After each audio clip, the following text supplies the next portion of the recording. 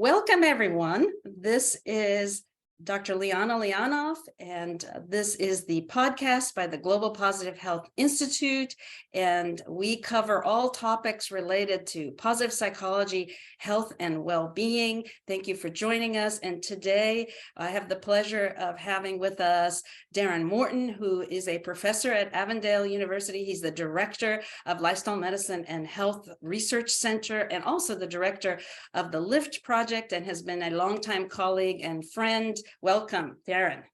Oh, it is a pleasure to be with you, Liana. Love your work and love to support it. Yeah, we've got the Mutual Admiration Club going, which is great. And I should say that Darren is a member of our advisory council for the Global Positive Health Institute. And so with that brief introduction, let us dive right in. And I would love to know what first grabbed your attention about this wonderful field of positive psychology and its relationship to health and well-being. You know, that's a great question because I come from, I sort of live more in the lifestyle medicine space, and that's really been my home. I originally came from an exercise background, so I've been this is my 30th year. I'm just commencing my 30th year at the university. But in a former life, I was a teacher, and with particularly health and physical education. So the health and the lifestyle part really was always something that attracted me. But I was intrigued. I think I came to a realization. My PhD was actually in exercise, so I suppose I have an exercise physiology bent, and I was so passionate about getting people to exercise. And I would go and I'd do presentations and rah, and you can do it and all that kind of stuff.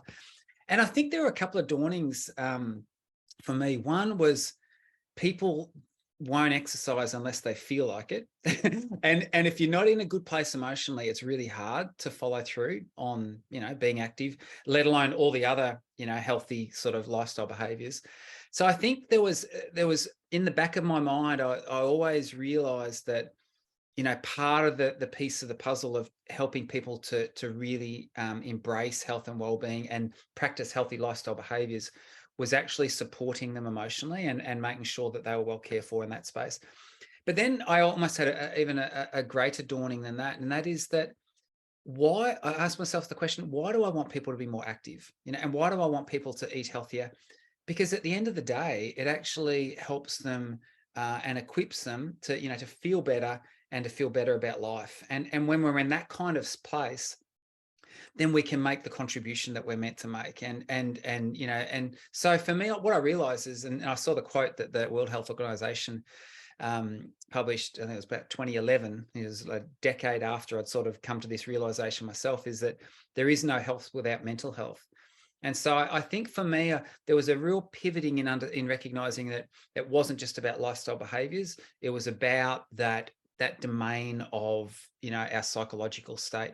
And the trump card for me there is actually the positive psychological states. And, as the literature and the research has advanced, we just know that when people are in a good place, in a positive place with regards to how they feel, then they're empowered to, be making their best contributions, to be more open, more expansive. It broadens their horizons, all those sorts of things. So, to be super cliche, but that whole, to live your best life.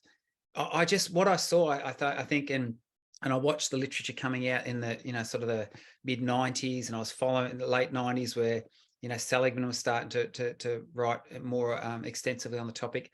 I was just intrigued and captivated by what it could contribute.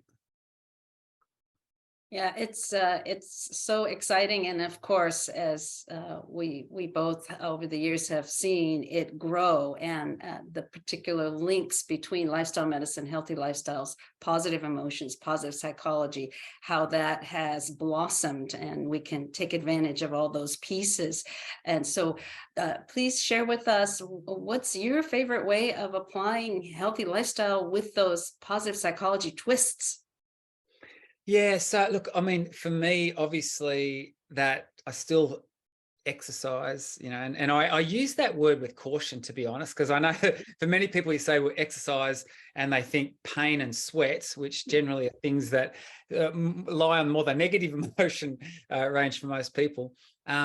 But for me, that's definitely a go-to. Being outdoors, that's my happy place, being active outdoors. But what I find, it's the expression of positive emotion that comes through that just cascades all the other, positive benefits of other positive emotion as well. So I find myself very regularly being outdoors, doing something active, being remarkably grateful, like beyond words almost. And I find that, so I think the gratitude for me is actually a really, really big one. And what it does too, that's almost the time when I'm active outdoors, it's the time when my brain just, it's expansive. And I find myself reflecting more and more on, hey, what contribution am I meant to be making here? And how am I going about that most effectively? So I think for me, service is a huge part. I'm a big fan of, eudaimonic well-being and pathways to that and the contribution that can make. So I think probably my two go-to, apart from all the lifestyle type behaviors, my two go-to positive psychology strategies is really that gratitude piece, and then reflecting on service and how I can use my signature strengths for good.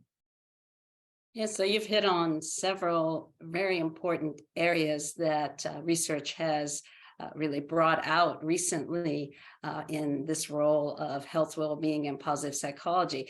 You brought out that there's a connection between our healthy habits like exercise or physical movement, and linking that with positive emotions, because the more we do these healthy habits, the more we feel those positive emotions, and those positive emotions drive us to do those behaviors again. So that's that upward spiral theory. And then as we're feeling those positive emotions, as you described, you're out there, you're in nature, you're moving, you're enjoying yourself, and all of a sudden you get new ideas, you feel expansive, and that's that broaden and build theory that Barbara Fredrickson and colleagues have talked about. And then last but not least, we can promote all of that in many ways. Gratitude is one, and also regular practice of our character strengths. What is it that we have to contribute to the world? So yeah, thanks for pulling all that into your answers. So that's terrific. So a lot of our audience listeners are health professionals or in public health or working to promote health and well-being in one way or another.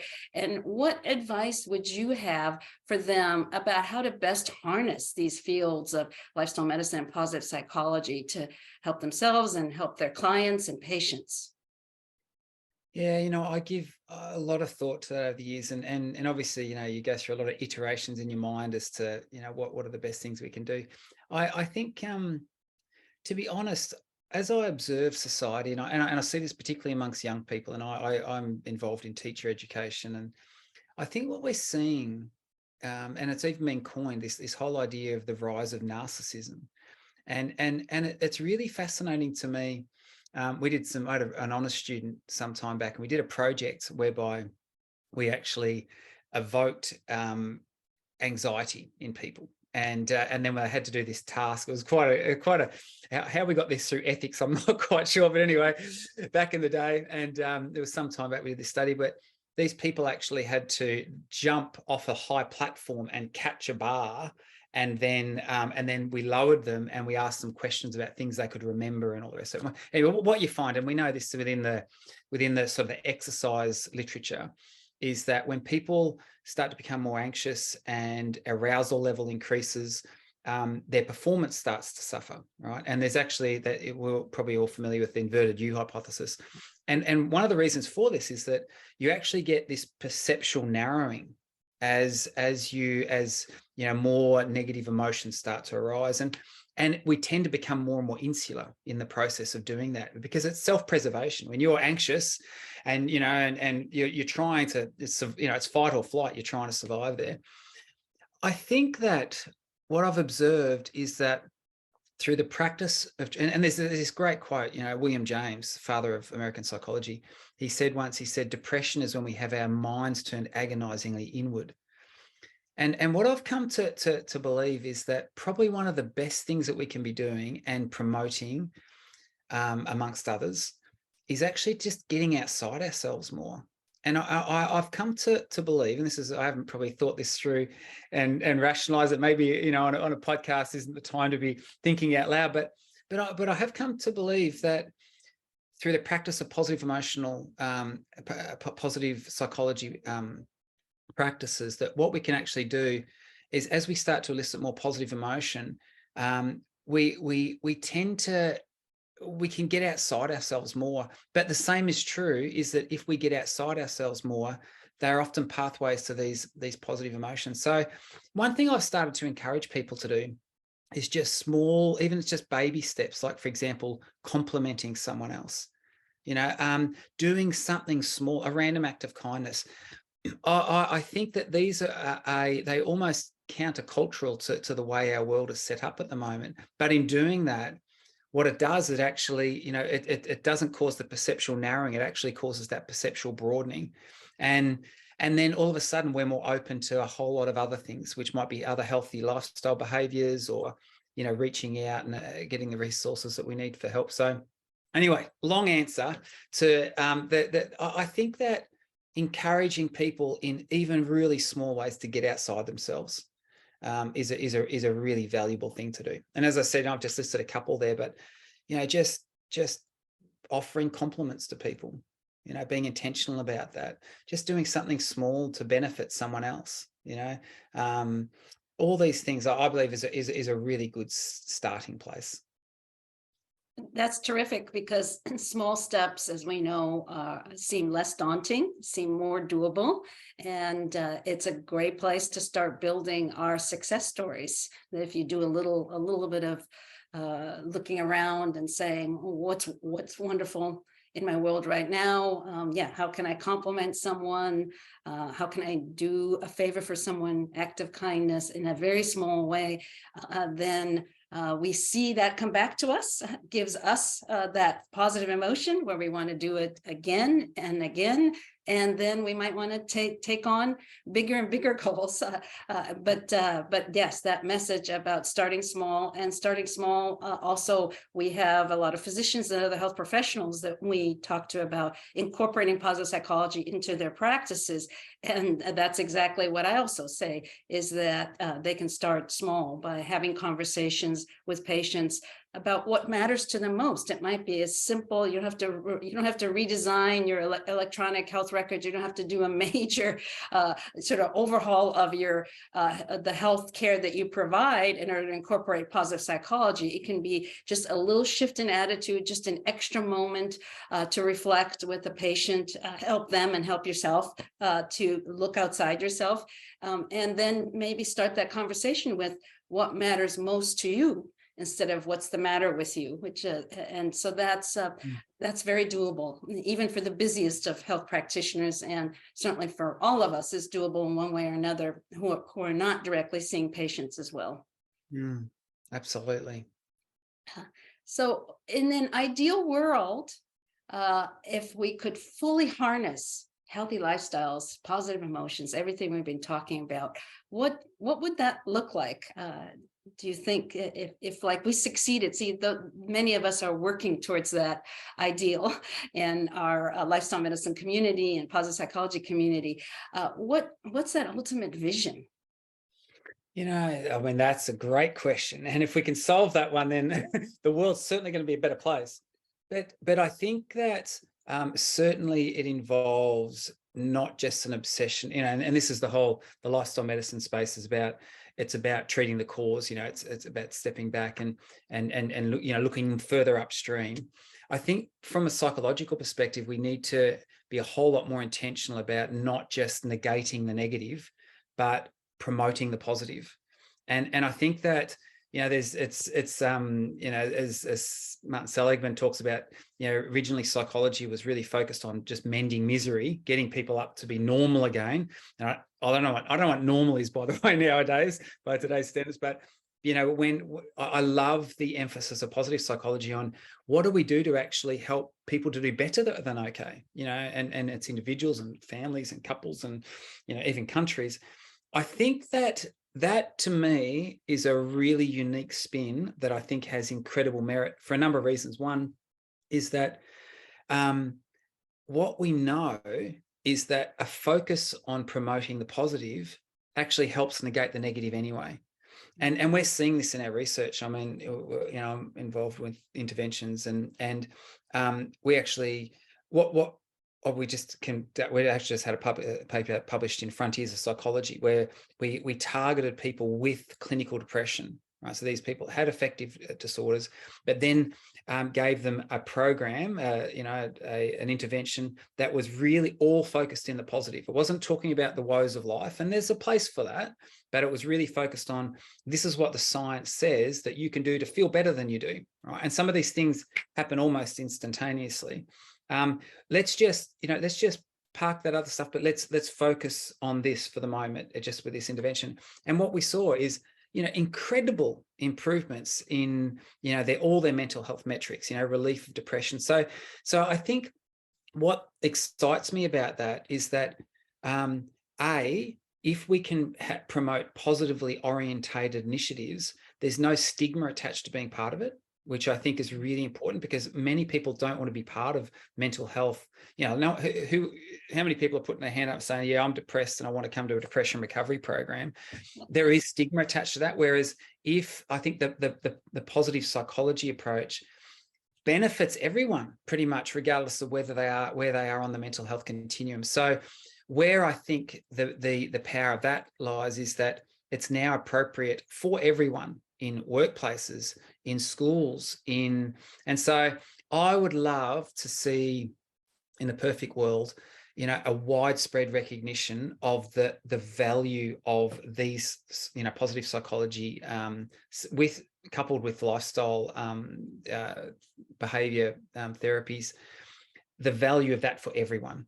And so that being the case, let's make them universal. Let's go universal prevention here. Let's get them out and let's teach our young people really quick. I'm very passionate about, in fact, just this morning, working on a curriculum package targeting schools, because I think that's where we really need to start. We need to be upskilling young people, you know, with the whole brain plasticity thing. We know that if we can probably start as young as early as possible, you know, help rewire the brain so that these become their default and their go-to. So there's a lot of work to be done, but I think that the opportunities are extraordinary, and the need for it is right now is like never before, I believe. Well said. We certainly have a great need. It's easier to promote something positive than to try and negate the negative and get rid of the negative. And it absolutely applies to everybody. So we're all in this together in a positive way. And so maybe in a nutshell, what I'm hearing you say is, in that ideal world that we envision, that everyone then ultimately is going around being their best selves. Absolutely. and you know, there's such a truth to when we are, you know, it's the broaden and build theory, and it links to all of these things. But when we are in a better place ourselves, we have the ability to you know, make the contributions that we're meant to make. And if everyone was doing that, oh, what a wonderful world it would be. Exactly. I love it. What are some of your favorite resources, your go-to resources that you recommend to others? Well, I need to declare a massive conflict of interest right now. It's okay.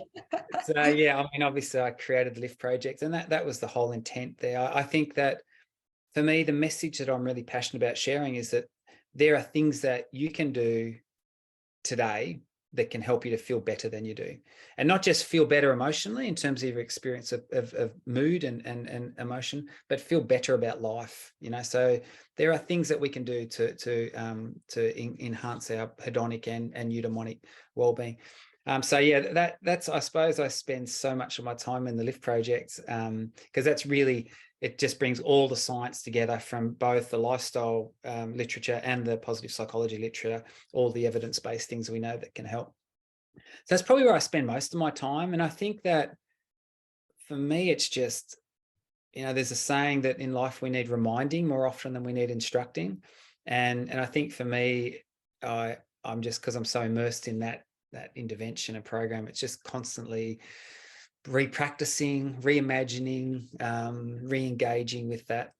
So I don't know. So in my biased opinion, It's all right. The Lift Project is terrific, and it is for that broad audience, which the Global Positive Health Institute supports. And then that's a wonderful springboard for the things that we're doing to focus more on the health professionals as well. So it's a great collaboration, and appreciate that for sure.